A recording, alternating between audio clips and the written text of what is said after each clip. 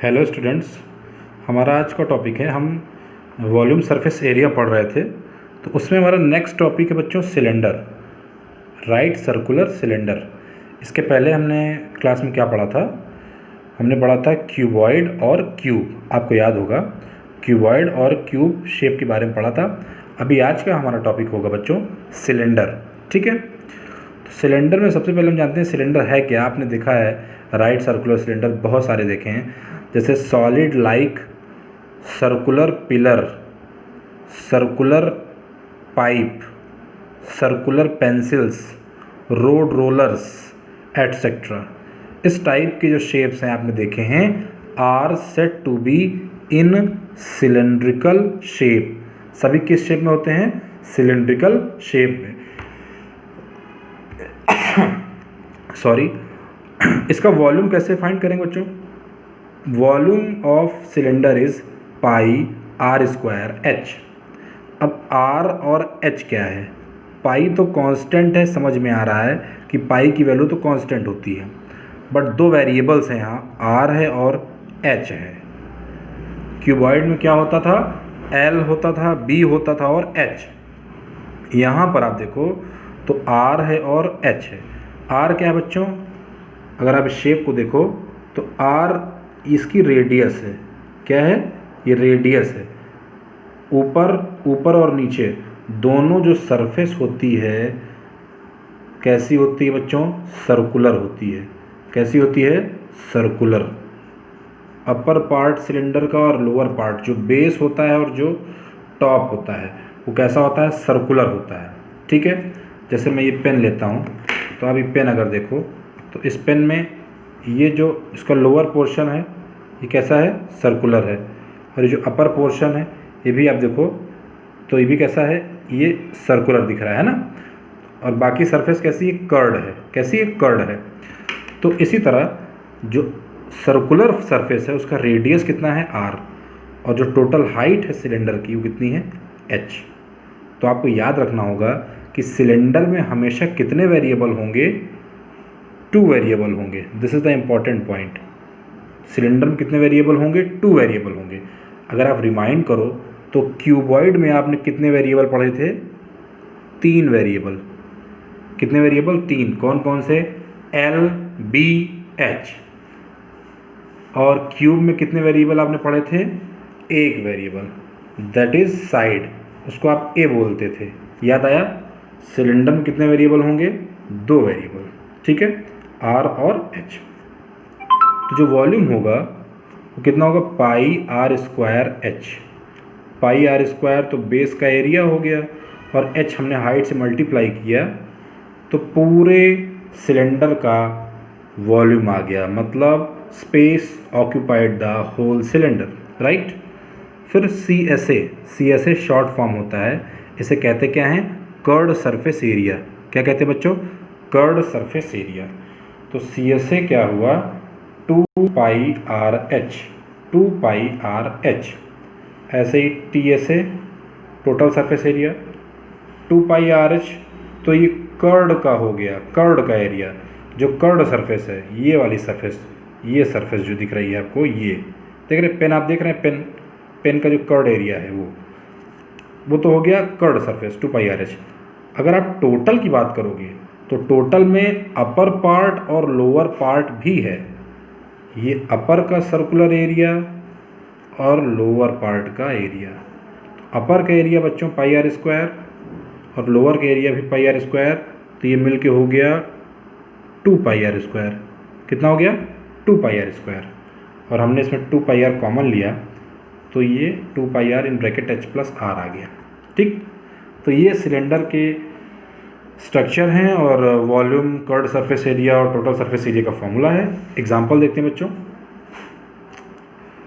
Find the volume area of curved surface and total surface area of a right circular cylinder having radius of base 14 centimetre and height 30 centimetre. इसका मतलब आपको क्या given है? अगर हम solution की बात करें, सॉल्यूशन में आपको गिवन बच्चों r is equal to 14 given है और h is equal to 30 given है।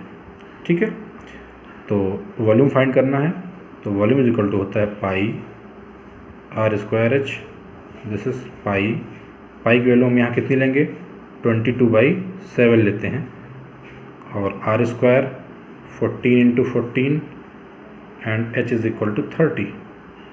7 इंटू ये 2 आ गया बच्चों, और हमने मल्टीप्लाई किया तो ये मल्टीप्लाई करने पे आया 18,480 सेंटीमीटर क्यूब। इसे आप लिखना मत भूलिएगा कि सेंटीमीटर क्यूब। ये तो हो गया बच्चों वॉल्यूम। इसका CSA कैसे आएगा, CSA 2πRH, तो 2 इंटू पाई की वैल्यू कितनी है 22/7, आर की वैल्यू बच्चों कितनी है 14, और हाइट कितनी है, बच्चों 30। तो ये हो गया सॉल्व करने पर 2640 सेंटीमीटर स्क्वायर। ऐसे आप यहाँ पे टोटल सरफेस एरिया फाइंड कर सकते हैं। TSA 2πr in bracket h plus r value put कर दें, 2 इंटू पाई की वैल्यू 22/7, r की वैल्यू 14, और h प्लस r का क्या मतलब है कि 14 और 30 को ऐड कर दो। 14 और 30 को ऐड करने पे कितना आएगा, दिस इज़ 44। सॉल्व करने पर क्या आया 3872 सेंटीमीटर स्क्वायर। तो बच्चों ये एग्जांपल है कि किसी भी सिलेंडर का अगर वॉल्यूम फाइंड करना है, सरफेस एरिया फाइंड करना है, तो रेडियस हाइट गिवन होगा तो आप फाइंड कर लोगे। ठीक है, नेक्स्ट एग्जांपल देखते हैं बच्चों। The total surface area of a cylinder, किसी सिलेंडर का जो टोटल सरफेस एरिया है वो गिवन है, कितना बच्चों 880 सेंटीमीटर स्क्वायर, और उस सिलेंडर का रेडियस कितना है 7 सेंटीमीटर। आपको फाइंड क्या करना है, find the height and volume of the cylinder. ठीक है, तो चलिए टोटल सरफेस एरिया गिवन है, तो सिलेंडर का जो टोटल सरफेस एरिया होता है वो होता है TSA is equal to 2πr in bracket h plus r। तो 2πr ब्रैकेट में h plus r is equal to 880।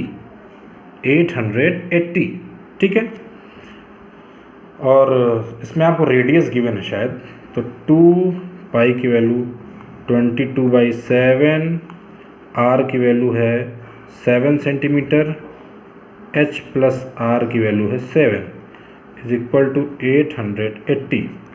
तो बच्चों देखो 7 से 7 कट गया, 22 से अगर आप इसको डिवाइड करो तो ये 4 टाइम गया 0, फिर 2 से अगर आप डिवाइड करो तो ये 20 टाइम गया, तो h plus 7 is equal to आया 20।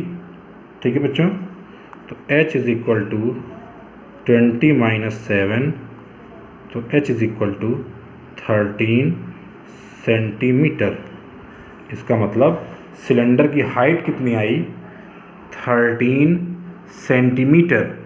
ठीक है, फाइंड क्या करना है आपको, वॉल्यूम।